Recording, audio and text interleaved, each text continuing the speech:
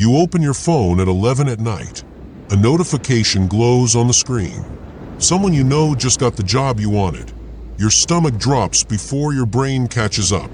You type a congratulations. You delete it. You type it again. You hit send, then you put the phone face down on the table and stare at the ceiling. You tell yourself you are happy for them, but something underneath disagrees. That feeling has a name, and it is older than you think. There is someone who understood this more deeply than anyone. His name was Epictetus. Epictetus was born a slave in the Roman Empire and somehow became one of its sharpest minds. He spent his life studying one question: why do people suffer over things they cannot control? His answer was simple and brutal. What disturbs you is never the event itself. It is the judgment you silently attach to it. Envy, he believed, is judgment turned into poison. In this video, we will look at 5 signs that reveal what envy is actually telling you. Stay until the end. Number 4 is the one most people never talk about. The first sign is the scoreboard in your head. You scroll past a vacation photo and something tightens in your chest. It is not joy, it is calculation. You start comparing square footage, salaries, and partners before you can stop yourself. This is not really about the vacation. Somewhere inside you, a scoreboard is running, tracking your worth against everyone else's wins. Every time someone else scores, you feel like you lost a point in a game you never agreed to play. Envy convinces you that life is a closed competition with a fixed number of prizes. Is your ego protecting itself by keeping score on something that was never a game at all? Epictetus warned against measuring your life by things outside your control, things like other people's circumstances. He said the moment you start ranking yourself against someone else, you have already handed them power over your peace. The scoreboard in your head was never real. You built it, which means only you can tear it down. The second sign is the borrowed mirror. You feel fine about your life until you see someone struggling, and suddenly you feel better. This is not because you helped them. It is because their stumble made your stillness look like progress. This is comparison dressed up as gratitude. Real contentment does not need someone else to fail first. When your sense of worth depends on staying slightly ahead of someone, you are not living your life. You are watching theirs to calibrate yours. That is a borrowed mirror, and it will never give you an honest reflection. Epictetus taught that you should measure your progress against your own past self, never against another person's position. He said the only fair comparison is the one between who you were and who you are becoming. A life measured against other people is a life you never actually own. The third sign is the friend you could not cheer for. Think about it. The friend you defended in front of others, the one you stood up for when people criticized them behind their back.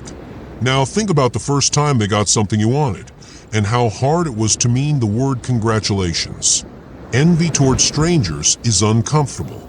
Envy toward people close to you is unbearable. Their success does not just remind you of what you lack. It holds up a mirror you cannot look away from. You love them enough to defend them, but you needed them to stay one step behind you for it to feel safe. That is not friendship breaking down. That is the ego protecting territory it never should have claimed in the first place. Epictetus said the people closest to us are the hardest test of our own judgments because we cannot blame strangers for feelings only intimacy can produce. If their win cost you something, what they actually took was a story you were telling yourself about your own place in line. The fourth sign is the one most people never admit to because it never feels like envy from the inside. It feels like fairness. You do not say, "I am envious." You say they do not deserve it. You list reasons. You build a case. You feel righteous instead of small. But here is what nobody tells you. Outrage is easier to carry than admission, so the mind disguises the wound as a moral position. You are not protecting justice. You are protecting your ego from the unbearable thought that someone got what you wanted, and you had nothing to do with stopping it. Epictetus believed people blame the world to avoid examining their own judgments, because judgment is something only you are responsible for. He said the people calling something unfair are often the ones least willing to look at why it stings. The next time you find yourself building a case against someone's success, ask what you are really defending. Is rarely justice. The fifth sign is the silence after their win. You say the right words out loud. Congratulations. That is amazing. But the moment the conversation ends, your mind keeps replaying the news, searching for an angle you missed. This is rumination, the mind trying to repair an ego it does not want to admit was bruised.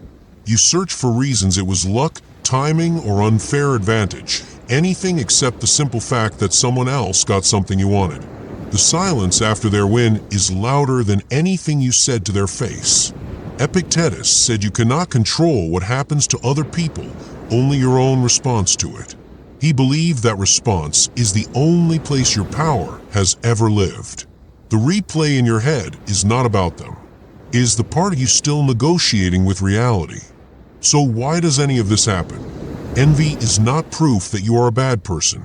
It is proof that something inside you still believes worth is limited, that there is only so much success, love, or recognition to go around, and someone else takes a share, there is less left for you. That belief was probably planted long before you understood it. In comparison, competition, or scarcity you lived through as a child. Envy is the alarm bell for that old belief, ringing every time someone else gets close to something you secretly want. And that changes everything. You are not broken. You are just still keeping score on a game that was never fair to begin with. 1. Stop measuring your life against people you were never in competition with. 2. When envy rises, ask what it reveals about your own wants, not about their luck. 3. Replace comparison with your own private standard, the only fair one you have. 4.